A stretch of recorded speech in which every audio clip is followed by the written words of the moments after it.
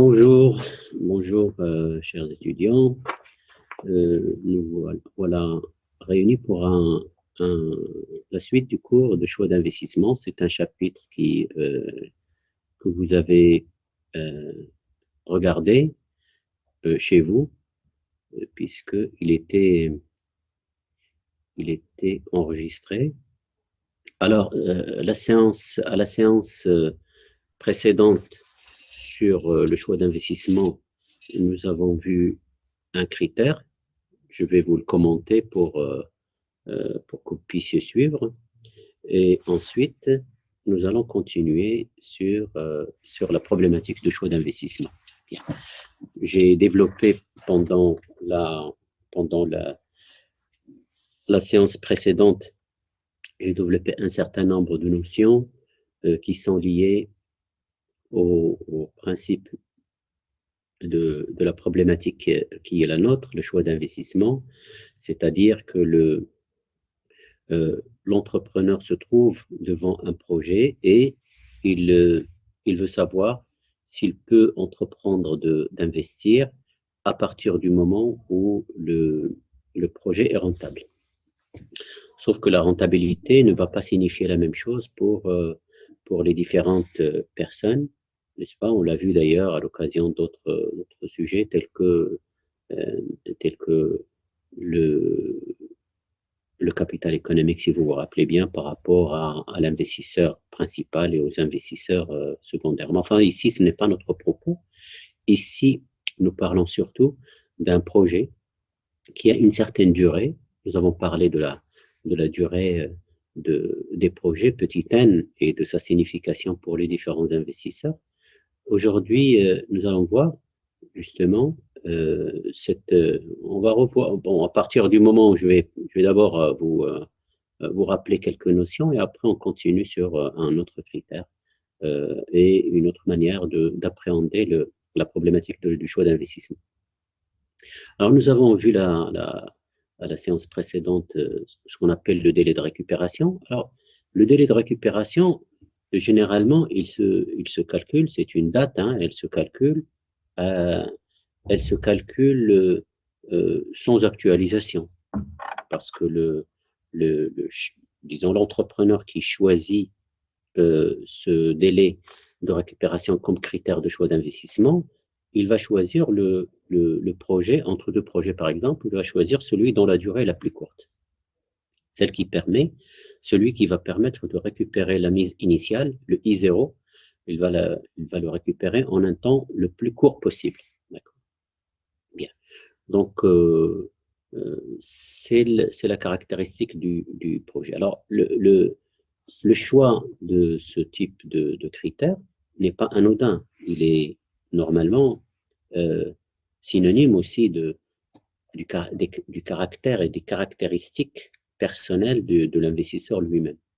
Lorsqu'on est devant un investisseur dont l'élément le plus important ou la préoccupation la plus importante, c'est celle de récupérer son argent le plus rapidement possible, ben nous sommes devant un investisseur qui cherche une activité qui va lui permettre de récupérer son argent le plus rapidement possible. C'est quelqu'un qui n'est pas doté d'un savoir technique important, c'est quelqu'un dont l'objectif n'est pas de développer un capital économique important, c'est celui qui n'a pas, disons, avec lui des personnes qui travaillent de manière continue pour lesquelles il se préoccupe sur le long terme et ainsi de suite. Donc, il y a un certain nombre de connotations par ailleurs humaines qui sont liées indirectement à la personnalité de ce type d'investisseur. Alors, ce type d'investisseur n'investira pas généralement dans l'industrie. Ce n'est pas son objectif.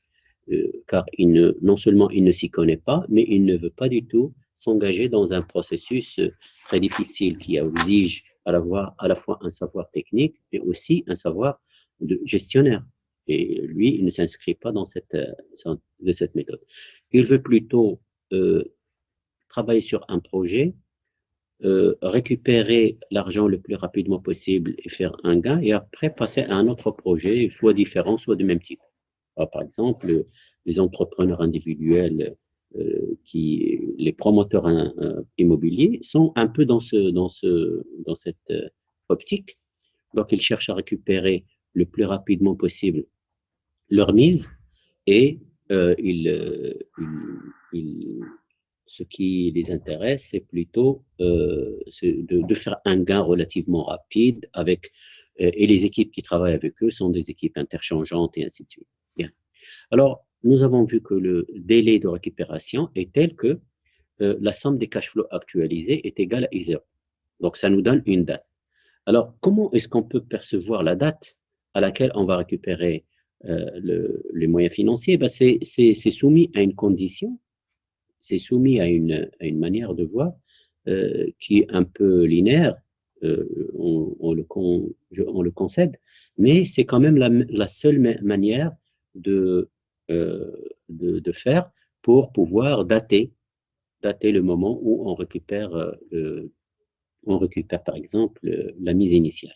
Alors, la remarque la plus importante qui nous permettra justement d'arriver à ce résultat est la suivante. Les cash flows sont distribués de manière linéaire dans l'année. Les cash flows sont distribués de manière linéaire dans l'année. Qu'est-ce que ça veut dire? Ben, ça veut dire que, par exemple, on produit chaque mois le même montant.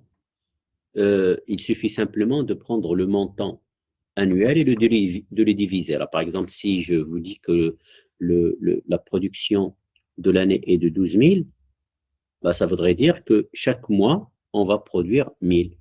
Voilà. Et si on produit 1000 par mois, on produit 250 par semaine. Donc c'est linéaire. Alors, si la production est linéaire, le rapport de la quantité sur l'année, et c'est le rapport du temps également. D'accord? Donc, si, par exemple, je vous dis en combien de temps, quel est le délai de récupération d'un projet qui fait 12 000 sur l'année, d'un projet dont l'investissement est égal à 3 000. Ben, je sais que puisque je récupère 1000 par mois, donc ça me fait 3 mois. Donc, c'est janvier, février et mars. D'accord? Fin mars. Voilà. Donc, globalement, c'est là l'idée. Alors, à partir de là, bien sûr, on peut jouer avec les données différentes, qui ne sont pas linéaires elles-mêmes, comme les 12 000 et les 1000. Donc, je peux trouver en nombre de mois, en nombre de semaines, en nombre de jours. Il y a des étudiants qui poussent le jeu jusqu'à trouver l'heure et ainsi de suite. Bon, ce n'est pas vrai. On ne peut pas trouver l'heure à laquelle on récupère, n'est-ce pas, l'argent, parce que c'est quand même un peu facile. Mais disons que pour la technique de calcul, c'est relativement simple comme cela. Bien. Alors, pour cela, on a donné un exercice, une application dont d'ailleurs le document a été mis sur la plateforme et qui vous permet justement de voir le résultat de cette application. Alors, on va le reprendre, si vous voulez bien. Donc, le cash flow du projet D, alors, si vous vous rappelez, l'investissement initial est égal à 1000. Hein. Donc, pour ce projet-là, donc on a, on a 500, on va faire le cumul. Hein. On va cumuler pour les différents projets. Donc la première année, on a 500. La deuxième année, 500 plus 400 égale 900. La troisième année, on a 300 plus 900 égale 1200. Et la quatrième année, on arrive à 1250. Bon, ça, c'est le cash flow du projet DEL. Pour le projet TEL, eh bien, la première année, j'ai 300. La deuxième année, j'ai 400 et 300, donc 700. La troisième année, j'ai 1300. Et ici, j'ai 1800. Voilà. Bon. Alors, ce que je remarque pour ce projet, c'est que je récupère 1000 à la troisième année. Je récupère 1000 à la troisième année. Sauf que je veux savoir exactement à quel moment je récupère 1000 pour la troisième année n'est-ce pas, pour le projet D et T. Bon, parce que à partir de cela, je vais pouvoir justement déterminer la date et donc je veux savoir à quel moment. euh, alors, bon, j'ai mis ça juste pour considérer le financement disponible. Donc, c'est pas un problème, c'était juste pour couper. Alors, attendant. Alors, pour le projet D, donc j'ai 2 années plus une année multipliée par 100 sur 300. Alors, donc, 100 sur 300. En fait, 100, c'est quoi? 100 sur 300, c'est-à-dire un tiers.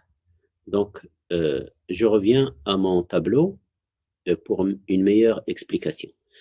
Euh, En réalité, ce que je vais faire pour ces deux projets, je vais aller à l'année juste avant la réalisation du montant de l'investissement initial, c'est-à-dire l'année 2, et je vais voir combien il manque. Donc, en cumulant l'année la plus proche de 1000 pour le projet d'elle, c'est l'année 2, parce que j'ai cumulé 900. Il reste 100. Pour pour le projet tel, en deuxième année, j'ai atteint 700. Il me reste 300.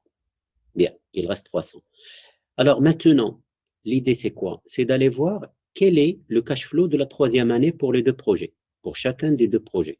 Alors pour le projet D, je vais réaliser 300 pendant l'année 3. Et pour le projet tel, je vais réaliser 400 pour l'année 3 également. Donc, je veux savoir à quel moment il me faut combien de temps pour atteindre les 1000, sachant que je suis à 900 pour le projet D. Donc, c'est 100, il me reste 100, et 100 sur 300, c'est 100 sur 300, c'est un tiers. Et le un tiers du chiffre d'affaires, c'est le un tiers du temps. Or, le tiers du temps, c'est 4 mois. Le tiers du temps, c'est 4 mois, par exemple. Alors, je me rappelle qu'ici, que j'ai 2 ans et 4 mois. Je reviens ici. Je reviens au projet tel. Alors, pour le projet tel, je réalise 700 cumulés à la fin de la deuxième année. À la troisième année, le cash flow que je vais obtenir est de 400. Donc, j'ai 300 sur 400. C'est le 3 quarts. Donc, le 3 quarts de la quantité, c'est le 3 quarts de l'année. Donc, quel est le 3 quarts? Le 3 quarts de l'année, c'est combien de mois? 3 quarts de 12, ben c'est 9 mois. Donc, je vais réaliser ce qui manque, c'est 300 au bout de la troisième année, au 9e mois. Alors que dans le premier projet, je réalise le 100 sur 300 au tiers de l'année, donc c'est au 4 mois après.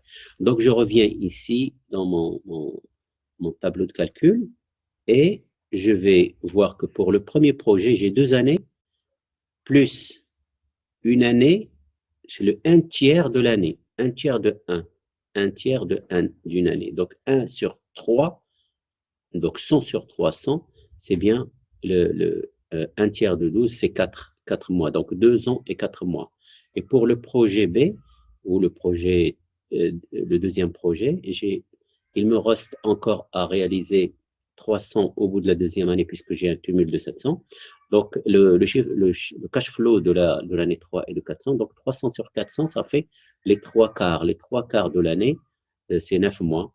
Donc, le projet A, le premier projet, le projet EDEL, sera celui qui sera privilégié par l'investisseur puisqu'il a un délai de récupération court. Voilà donc comment il fallait calculer ce délai de récupération. Bon, alors, vous allez lire les éléments d'appréciation du délai de récupération. Le délai de récupération est intéressant parce qu'il permet en fin de compte, il a des avantages mais aussi des inconvénients.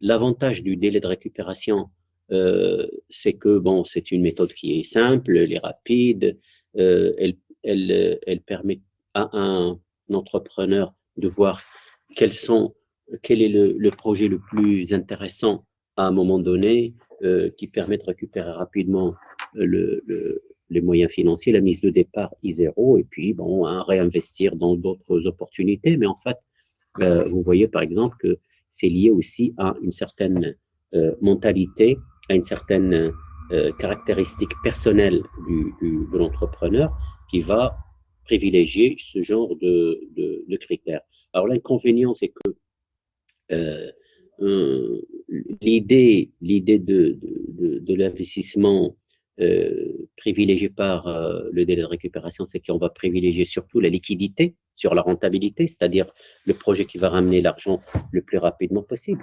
Or, si vous regardez cette même configuration de deux projets, on a un projet qui permet de récupérer l'argent rapidement, mais le deuxième, il permet d'avoir une plus grande rentabilité si on regarde ça dans le long terme. Donc, les projets d'investissement dans la récupération est lente, mais pénalisent les projets d'investissement à long terme et qui peuvent avoir une meilleure rentabilité en plus. Bien. Donc, de toute manière, alors rien ne nous empêche non plus de calculer un délai de récupération, y compris avec actualisation. Enfin, on va voir d'abord ce que c'est que l'actualisation.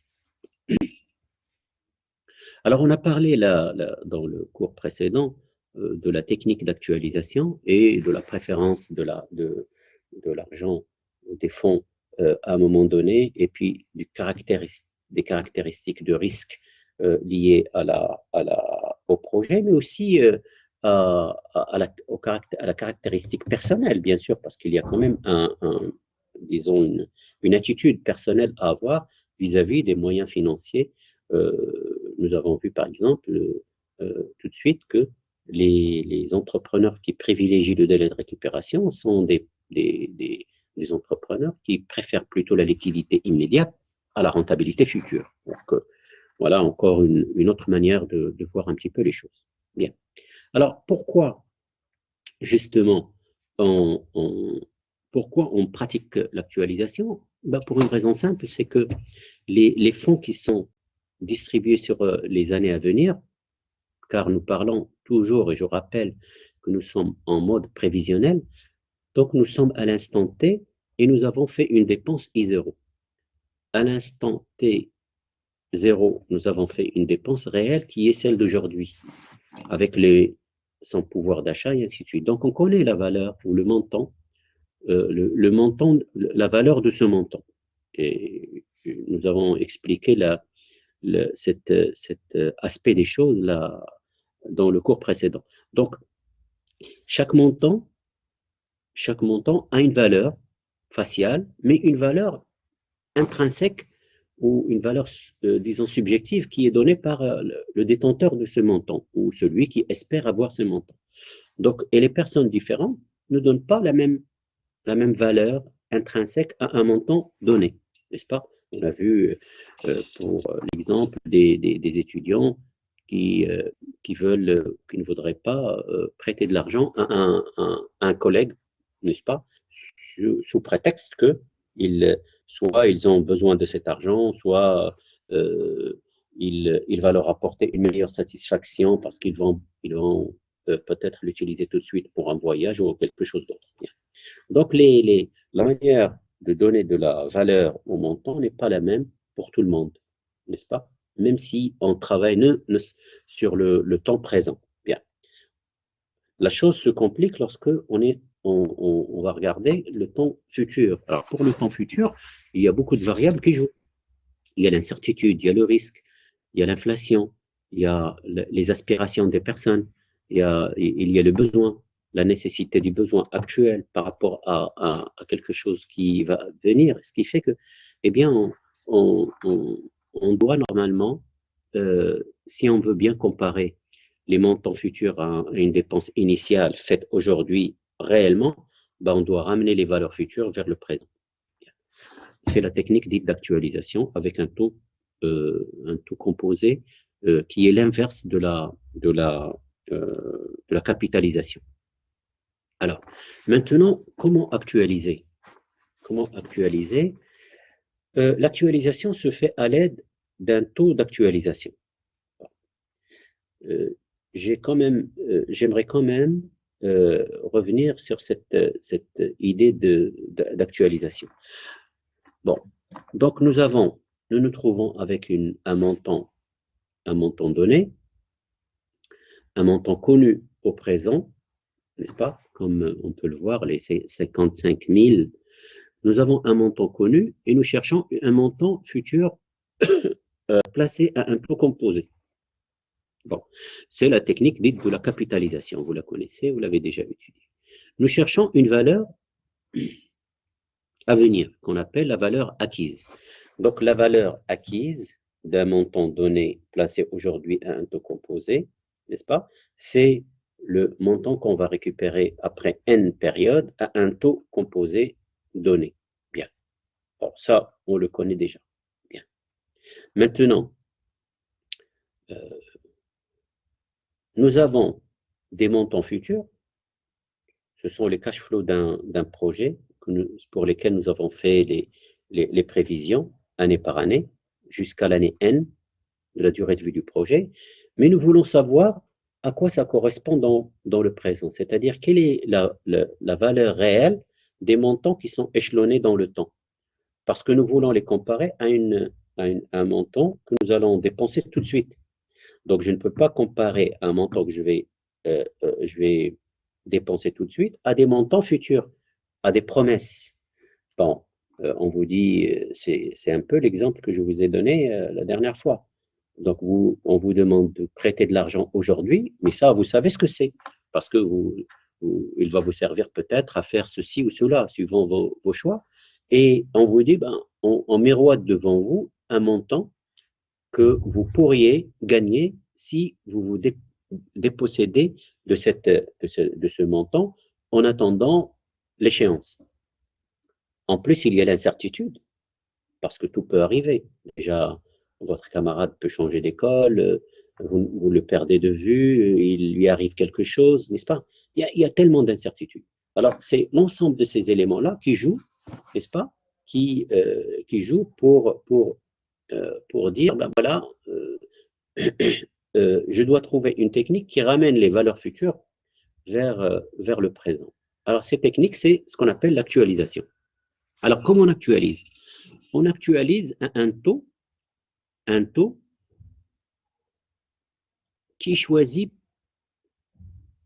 selon différentes manières, parce que surtout, c'est un taux tellement particulier, il doit normalement représenter l'ensemble de ce dont on a parlé jusqu'à présent, c'est-à-dire l'ensemble des peurs, des appréhensions, et puis des exigences de rentabilité des fonds. Alors, en général, le taux est lié très strict, de manière très proche, il est lié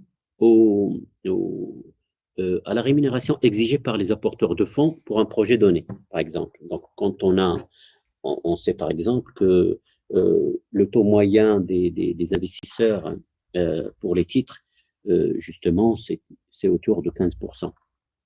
Donc, ça a été établi plusieurs fois. Donc, alors ça permet d'avoir une idée. L'autre idée, alors les entreprises n'ont pas toutes la même manière de voir, ni le même savoir concernant la pratique de l'actualisation, mais en tout cas, ils ont des idées là sur la manière de voir les choses. Alors, mais ils sont guidés aussi par disons, quelques événements. Alors, par exemple, quand ils veulent emprunter l'argent des fonds sur le long terme, eh ben, il y a un taux sur une durée déterminée. Et ça, c'est un indicateur. Donc, le taux des fonds, le taux du crédit sur une période qui avoisine la période petit n du choix d'investissement pour un projet déterminé constituerait un indicateur sur la valeur de l'actualisation. Mais elle peut être corrigée. Alors, par exemple, quand on place de l'argent sur une période donnée, le trésorier, lui, il a l'habitude d'investir, le trésorier de l'entreprise, il investit les fonds sur 1 an, 2 ans, 3 ans, 4 ans, et il place, il achète des bons du trésor, il achète il souscrit à des emprunts obligataires. Donc, il connaît un peu les taux sur des périodes déterminées, et donc on peut aussi voir un peu comment on constituerait un taux d'actualisation à partir de ces taux. Donc, on peut faire la moyenne sur les taux utilisés dans l'entreprise. Bien. Donc, on peut également intégrer un niveau de risque déterminé. Donc, la banque le fait. Elle détermine des niveaux de risque et elle ajoute des points, un point, 2 points, 0,5 et ainsi de suite, suivant les cas, et c'est en plus, ce ne sont pas des points figés, ils peuvent évoluer dans le temps parce que par projet, il peut y avoir des taux différents. Bien.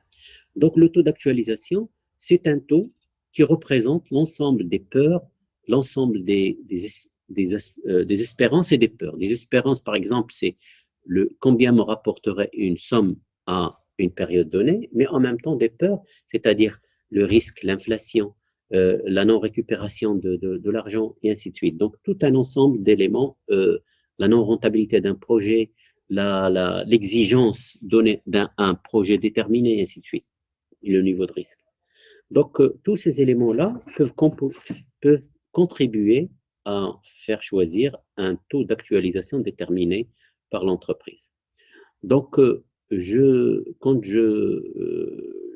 j'actualise une valeur, alors, avant même de parler de la vanne, il est peut-être intéressant, n'est-ce pas, de parler de la technique d'actualisation, comment on actualise une valeur. Bien. Bon. Alors, j'actualise une valeur de manière générale en, en, en divisant cette valeur donnée. Alors, bon, on va voir ça comme ça. Je ne sais pas ça du tout. On va actualiser une valeur qui est donc qui est ici un cash flow, mais bon, comment j'actualise une valeur? Alors, supposons que je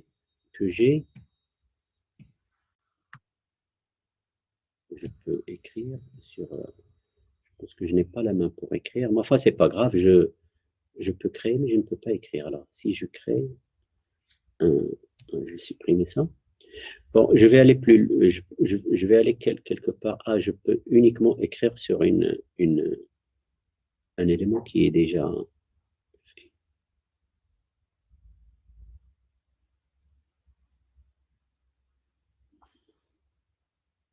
D'accord.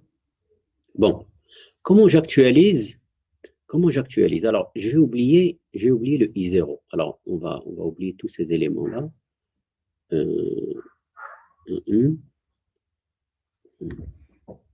vais essayer d'actualiser une valeur, mais je ne veux pas que vous confondiez avec ces éléments-là. Alors, je vais les mettre dans une... je vais les mettre là, par exemple.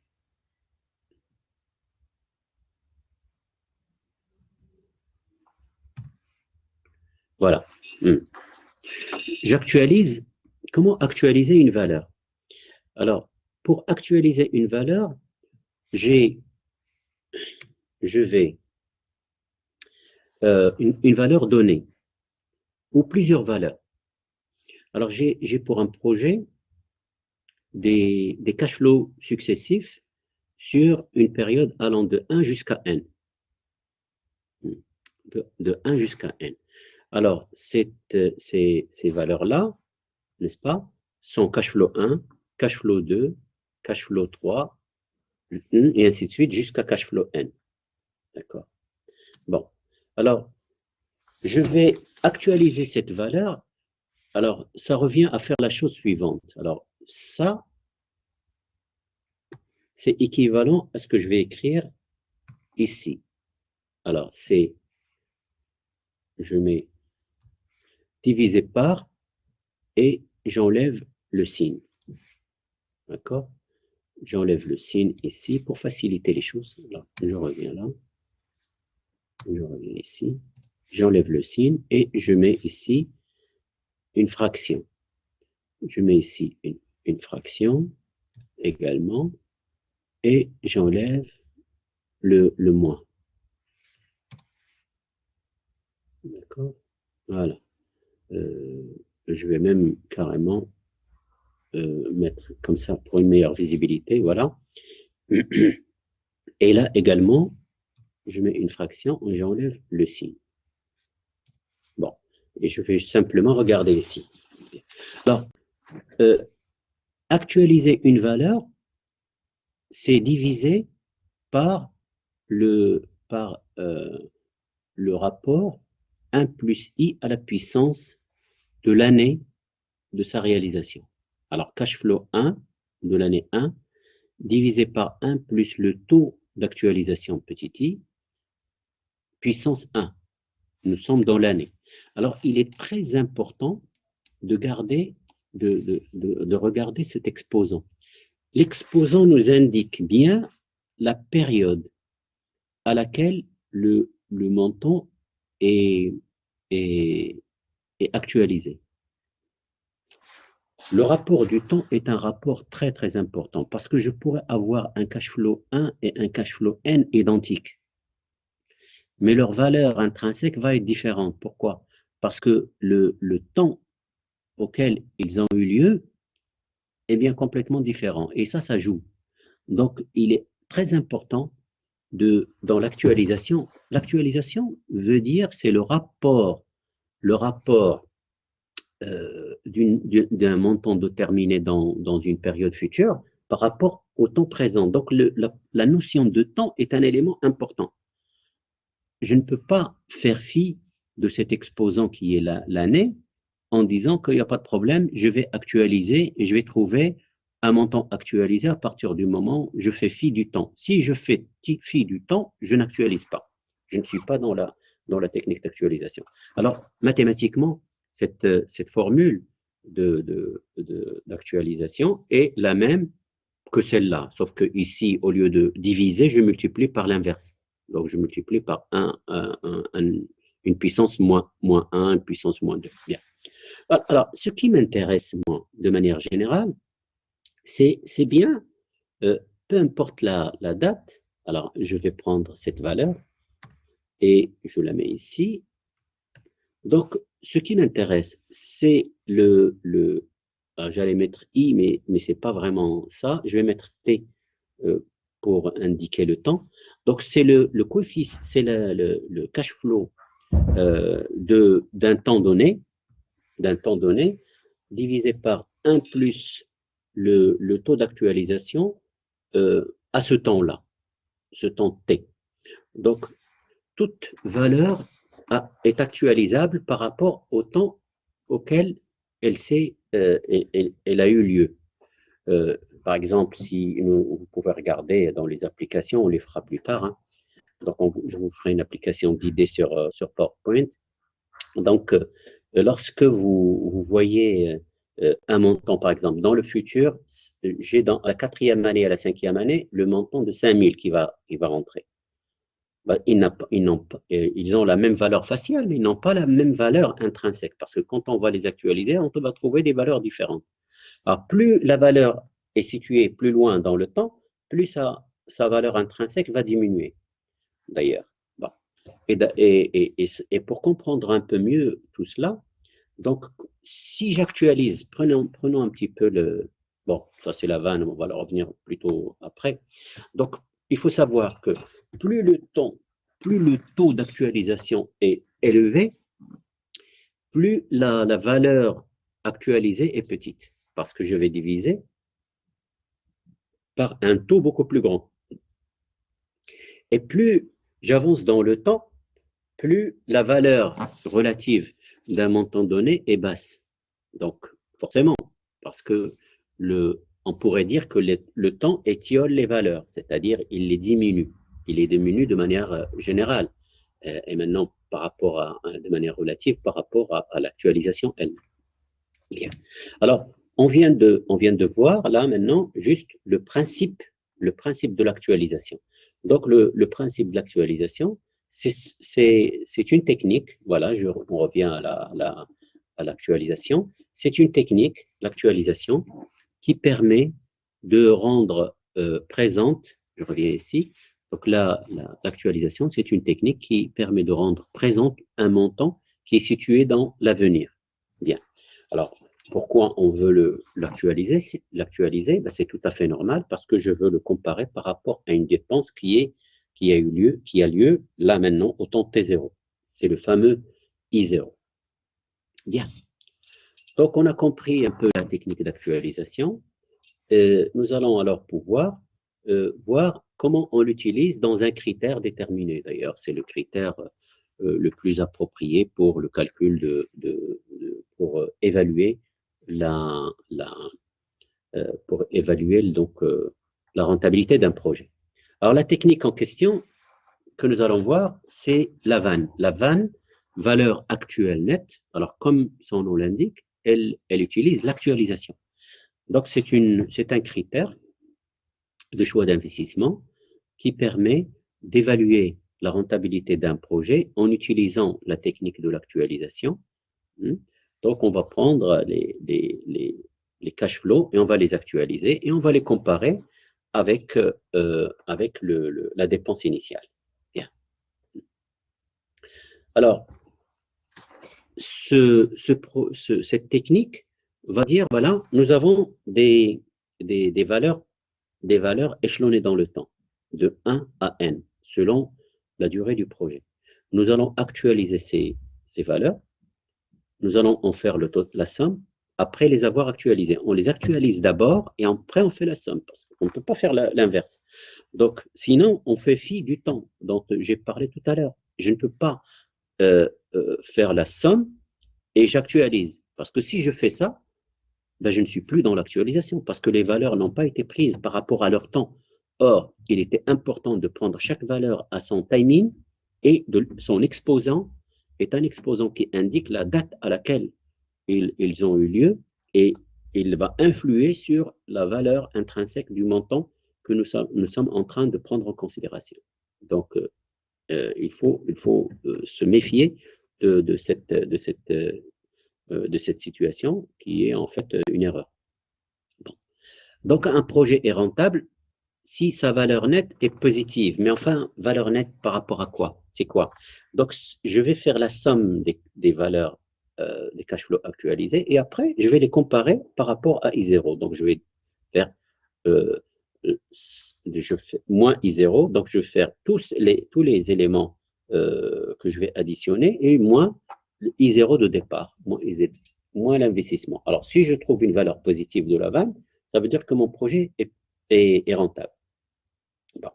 Si maintenant, je dois choisir entre plusieurs projets dont la vanne est positive, à ce moment-là, je vais choisir la vanne la plus élevée. D'accord? Donc, on va comparer la dépense initiale I0 à la valeur actuelle des cash flows attendus d'un projet de 1 jusqu'à N, et puis sur la durée de vie de l'investissement. Bon, je pense que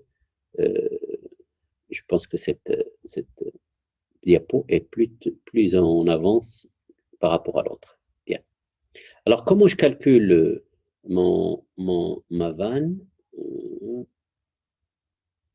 Pourquoi je fais Je pense que c'est... Bon. Alors, ma vanne. Voilà. Maintenant, Alors, la vanne, c'est quoi? Donc, la formule de la vanne est la suivante. Vanne égale moins I0. Moins I0. Alors, moins I0. Alors, je vais faire ici aussi la fameuse opération qui consiste à mettre les slash et j'enlève le moins. Comme ça ne va pas gêner, ça ne va pas vous gêner pour une plus grande compréhension un peu de ce phénomène. Je mets mon slash ici, donc plus. Je vais mettre un plus après, il y a voilà, comme ça on garde, pas la peine de garder ça. Donc ensuite, voilà, bien. Alors, je pense qu'on peut... Bref, je ferai ça plus. Alors, donc la vanne, c'est le fait de comparer la dépense initiale I0 moins I0 plus la somme des cash flows actualisés sur une période allant de 1 jusqu'à petit n, n étant la durée de vie économique du projet et de l'investissement. Et I, c'est le taux d'actualisation. Alors, on a vu comment on le concevait. D'accord? Bien. I, très bien. Donc, la vanne. OK. Alors, on va aller à une application. Alors, on va prendre le projet. On va reprendre le même projet A et B, c'est-à-dire le projet tel et tel, hein, n'est-ce pas? Donc, et puis, on va calculer la valeur actualisée. Alors, on actualise chaque valeur du projet. Je vous laisse le faire. Je vous laisse faire cet exercice. Donc, nous allons actualiser chaque valeur. Alors, le taux d'actualisation est de 10%. Donc, 500 actualisés. Alors, je peux par exemple, pour ne pas prendre, je peux prendre la valeur de la 3e année. Bon, voici une valeur qui va tomber la 3e année. Je vais l'actualiser. Je vais la diviser, 300 divisé par 1 plus le taux, c'est-à-dire 1,10 puissance 3. Bon, donc je connais la date à laquelle cette valeur, ce montant va tomber, donc à la 3e année, je peux alors calculer sa valeur actualisée. Bon, donc si je prends la série, ben voilà, nous allons donc pouvoir actualiser 500 divisé par 1, divisé par 1,1, 1,10 à la puissance 1, 400 divisé par 1,10 à la puissance 2, 300 divisé par 1,10 à la puissance 3, et 50, le cash flow de la 4e année, sera divisé par 1,10 puissance 4. Comme ça, j'obtiens les valeurs actuelles à chaque date pour chaque cash flow. Alors, bon, alors après, je peux calculer le cash flow cumulé. Alors, il faut prendre cette habitude. Alors, voici donc les valeurs. Donc, une fois j'actualise mes montants, mais vous devez le faire, hein, vous devez le faire par vous-même après. Donc, voici mon cash flow cumulé. Alors, l'idée, c'est que quand vous arrivez à cet exercice, donc au tableau précédent, vous arrêtez la diapositive et vous faites votre exercice. Vous avez commencé à comprendre un peu la situation. Donc, je fais mon cash flow actualisé. Je le calcule pour chaque année, n'est-ce pas? Alors, et ensuite, alors par exemple, ici, ce que je voulais vous montrer, prenons le deuxième projet. Donc, voici des valeurs identiques, 400 et 400. Ce projet a un cash flow de 400 à la 2e année et de 400 à la 3e année. Sauf que quand on actualise, pour la 2e année, on a 330,58 et pour la 3e année, on a 300,58. C'est bien ce qu'on a dit tout à l'heure, à savoir que la valeur, une même valeur, n'a pas, un même montant n'a pas la même valeur dans le temps, une fois actualisée. Donc, plus la valeur se situe plus loin, plus sa valeur va baisser. Donc, de 330, ici, on n'a que 300. D'accord? Voilà. Donc, c'est ça, cette technique d'actualisation permet d'avoir justement une valeur relative des montants qui s'étiole ou qui diminue un petit peu dans le temps. Alors, pourquoi on fait le cumul? Ici, c'est beaucoup plus facile parce que ça me permet tout de suite de calculer ma vanne, n'est-ce pas? Parce que la vanne, c'est moins I0 plus la somme des cash flows actualisés. Quand j'arrive à la 4e année, j'ai déjà une visibilité par rapport à la vanne. D'accord? Donc, si je dois calculer la vanne pour ce projet, donc la valeur actuelle nette de ce projet, donc pour le projet A et B, voilà. Donc, j'ai moins I0, voilà, et ainsi de suite, et j'ai 200 pour le projet A, 44, pardon, 67. Alors, d'où ça vient? Ben, ça vient tout simplement de cette colonne numéro 4 cumulée. j'ai 1044, et comme l'investissement de départ est égal à 1000, donc moins 1000 plus 1044,61 nous donne une valeur positive de 44,61. Donc le projet a l'air d'être rentable. Bien. Bon. Sauf que ici, le deuxième projet, eh bien, donne une vanne plus grande, 254,34. C'est dû à cette même formule. Donc, quand je suis à la dernière colonne cumulée de 1245,33, ben je fais moins 1000, ben ça me donne. Je vois tout de suite visuellement la valeur de ma vanne quand j'ai calculé les cash flows cumulés. Alors, pour la méthode, alors ça ne fait pas perdre de temps, bien au contraire, ça permet d'avoir une meilleure visibilité quand vous calculez, de calculer les cash flows actualisés, échelonnés, et ensuite vous mettez les cash flows cumulés sur la période et ça vous donne déjà, vous avez une vision tout de suite rapide de la valeur de la vanne, notamment sur 2 projets ou sur un projet suivant les données. S'il y a très peu de données comme ici, bon, on peut joindre les deux dans le même tableau, mais sinon, ben, en général, on les calcule sur deux tableaux différents. Bien. Voici donc notre vanne. Alors, rappelons-nous tout simplement que la valeur actuelle nette, c'est une technique qui permet justement d'évaluer les projets en intégrant le principe de l'actualisation. Nous actualisons chaque valeur au taux d'actualisation choisi selon les techniques dont on a parlé tout à l'heure, et à partir de là, eh bien, on calcule la vanne. Donc, quand la valeur actuelle nette est positive, cela voudrait dire que le projet est rentable. Et si on a plusieurs projets, on va comparer, eh bien, on va prendre le projet qui a la valeur actuelle nette la plus élevée. Bien.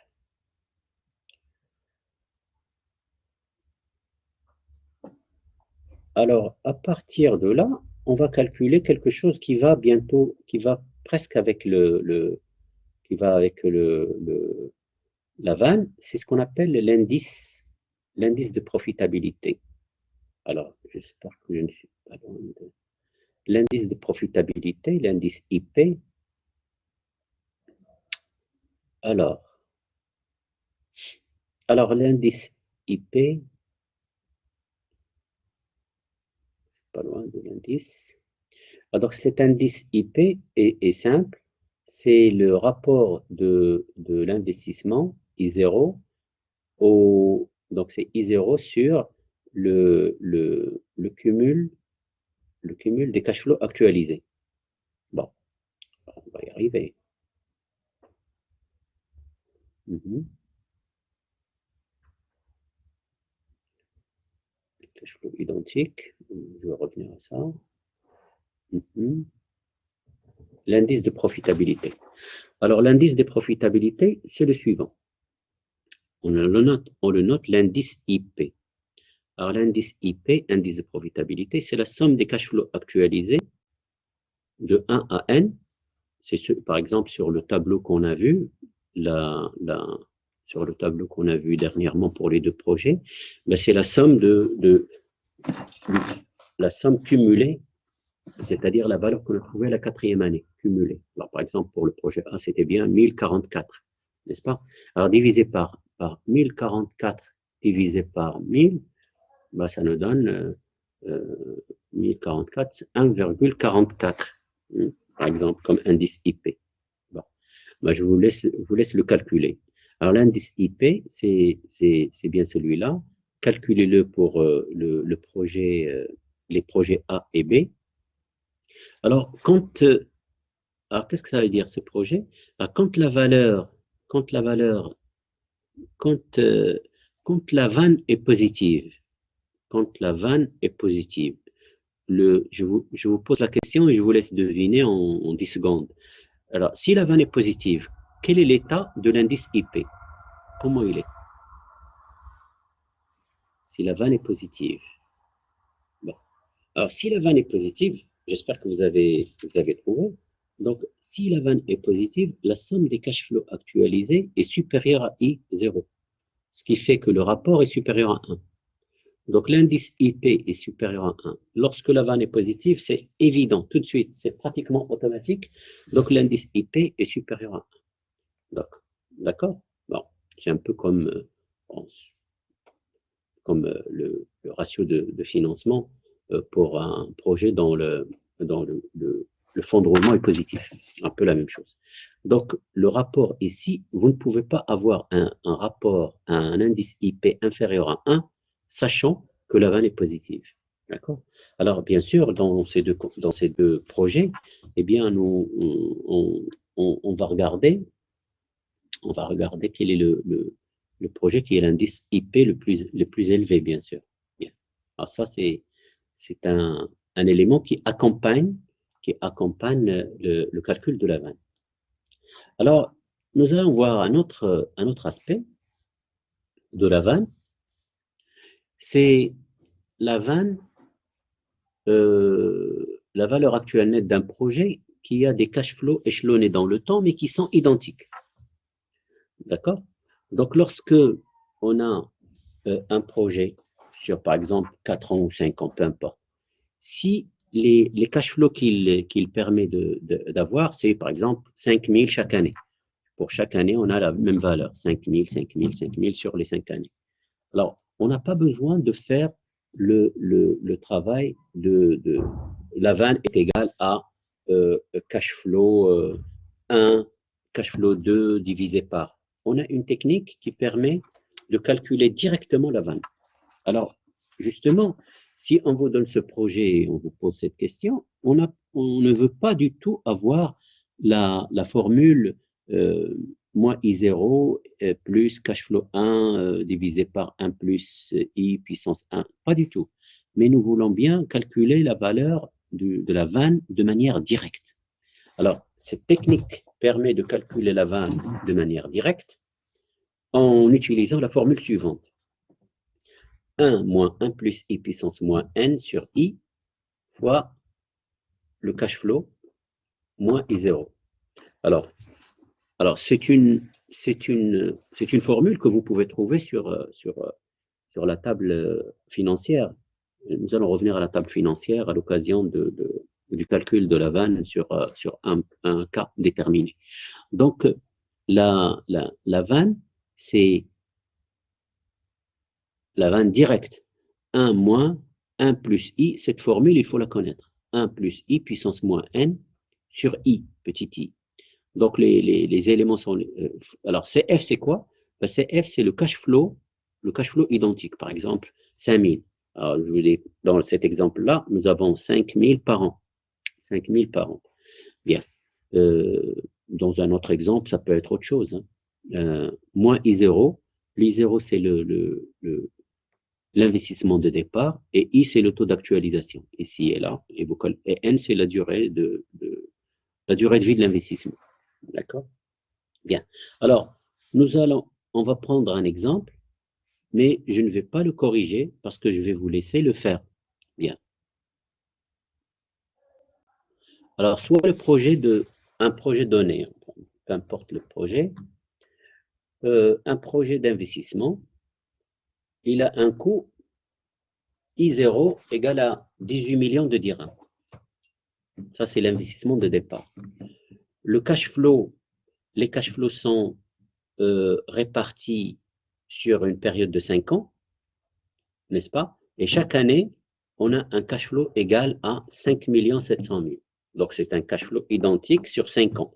5 fois 5 700 000 dirhams. Le taux d'actualisation choisi par l'entreprise est de 12%. On vous demande de calculer la vanne directe. La vanne directe en appliquant la formule 1 moins 1 plus I puissance moins N sur I multiplié par cash flow moins I0. Voilà. Je vous laisse un peu le temps de le faire.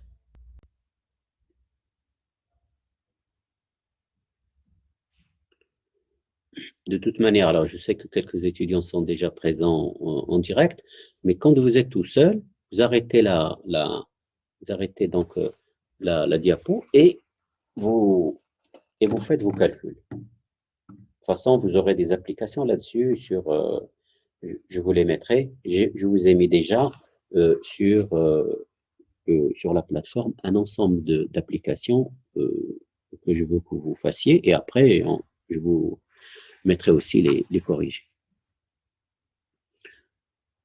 Le professeur de TD va aussi se charger de vous mettre des applications par ailleurs. Alors, je ne sais pas si vous avez si vous avez